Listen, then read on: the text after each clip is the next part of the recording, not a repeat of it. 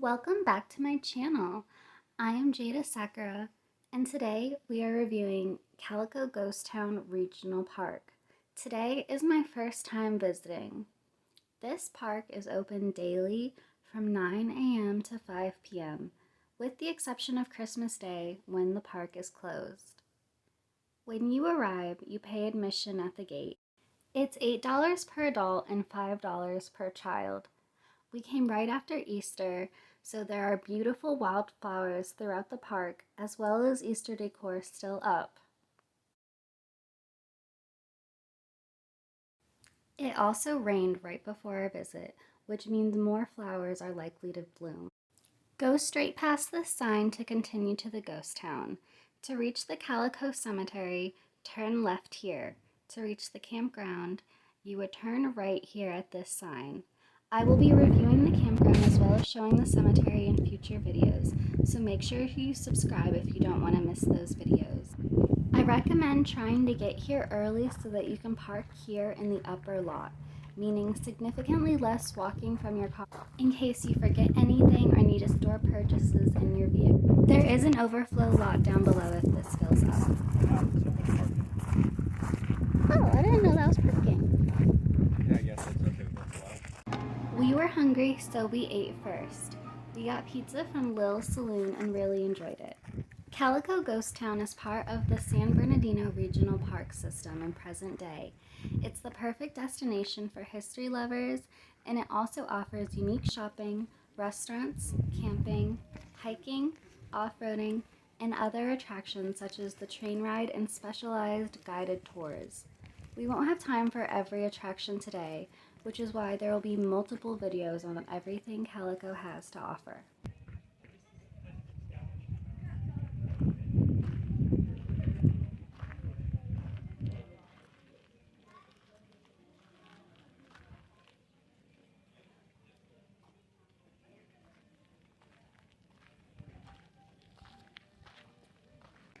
This old firefighting equipment would have been so crucial in this harsh, dry environment. At its peak, this was a very full little town. Mail was originally delivered to miners by a stagecoach, but this was a slow and laborious way to complete the job due to the nature of the environment out here.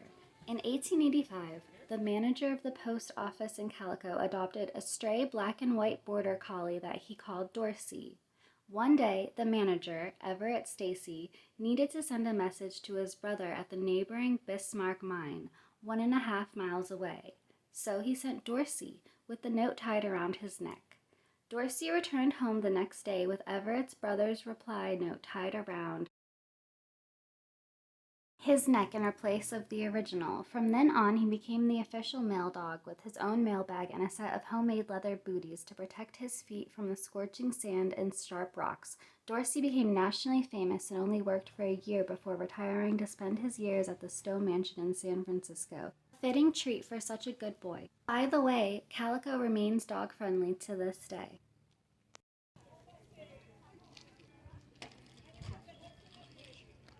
Calico is the quintessential old western silver mining town. It was founded around 1881, and by early 1882, the post office was established and the weekly newspaper, the Calico Print, started publishing. The height of silver production in Calico was 1883 to 1885, during which it was California's largest silver producer with over 500 different mines. The town was both incredibly prosperous with 3 hotels, 5 general stores, a butcher, bars, 3 restaurants, and brothels, as well as being populous and diverse for the time, with a population estimated to be around 3,500 people from various backgrounds in the Americas, but also from China, England, Ireland, Greece, France, and the Netherlands. However, by 1896, the value of silver had decreased so significantly that Calico's silver mines were no longer fiscally viable. The post office was discontinued in 1898, and Calico quickly became a ghost town. By 1907, the entire town had been completely abandoned. Please note that due to the historic nature of Calico, Not all areas of the park are ADA accessible. The park also has several signs warning on the website, throughout the park, and along the road and border of the park, warning that mines in the area are extremely hazardous and must not be approached for any reason. However, you can schedule a guided tour with a park guide of a mine.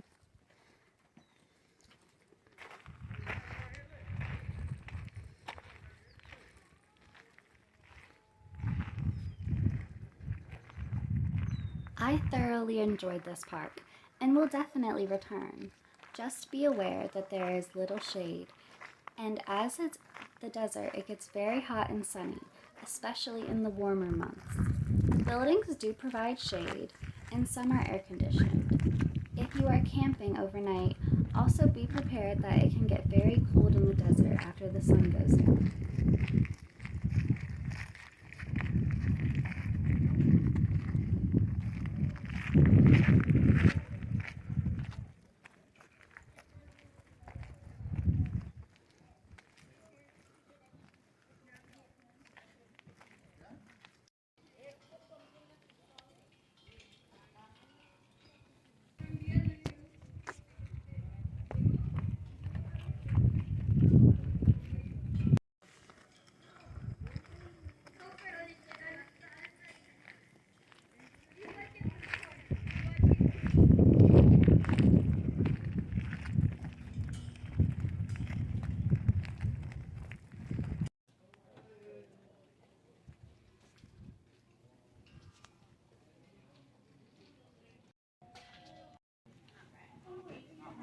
As soon as she hits the back, then she go back and forth.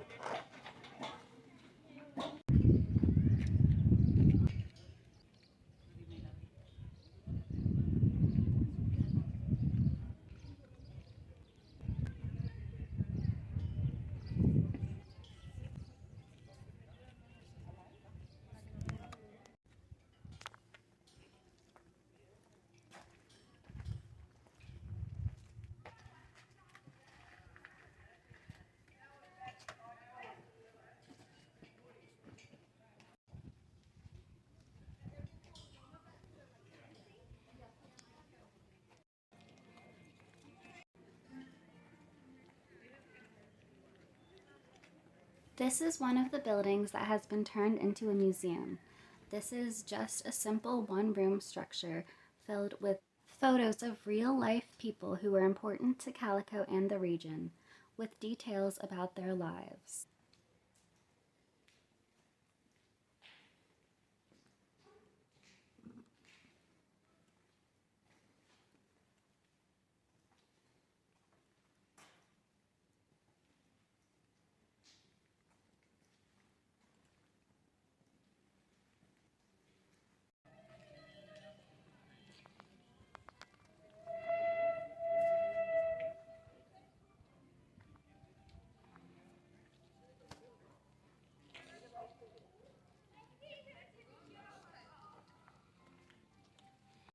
The main restaurant is Calico House, which serves breakfast, lunch, and dinner.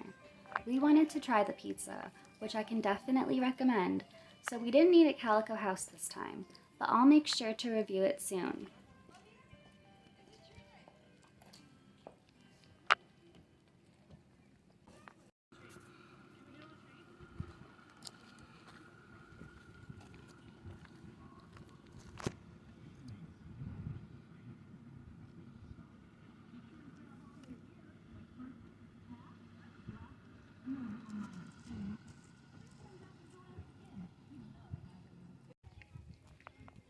Calico is what it is today because Walter Knott of Knott's Berry Farm purchased Calico in the 1950s.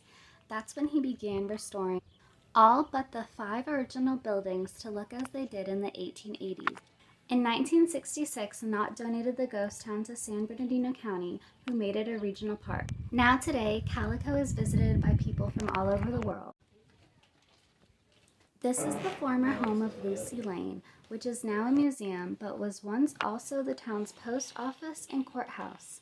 It is one of the structures that date back to Calico's original heydays. The others are Lil's Saloon, the town office, Sweetie's Gallery, the general store, and Joe's Saloon. Personally, this was my favorite museum in the park.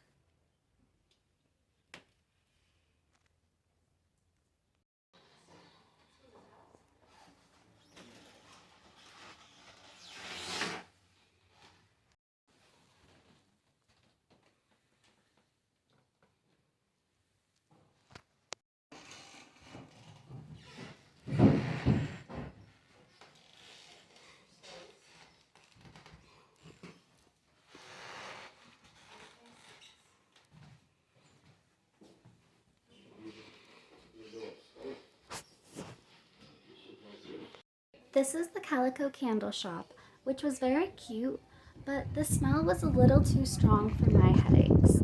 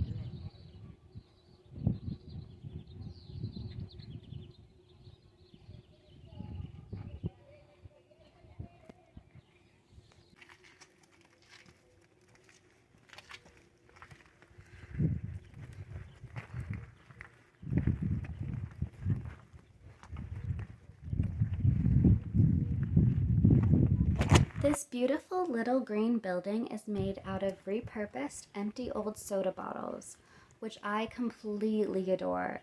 Not only does it look gorgeous, it's also sustainable. Looking inside, it seems like they sell socks, hats, and those sorts of things. It was closed this day, however. A few of the smaller shops and stands were closed, maybe because we went on a weekday.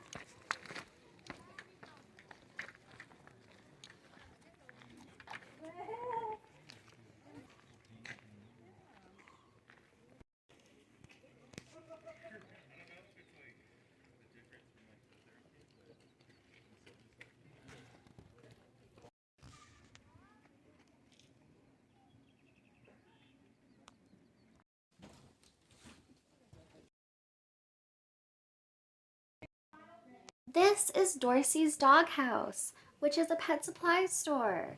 It's full of gourmet dog goodies and cute little toys and accessories. Allie will definitely be reviewing at least the treats soon, so keep an eye out.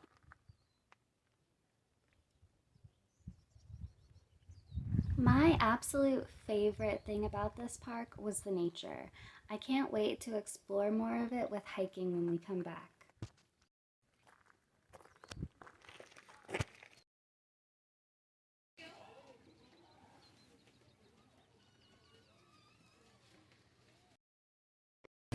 Honey, you want some of these fruits out of here? Look at the maple nut, it's really good. I appreciate you so much for watching. I hope you enjoyed.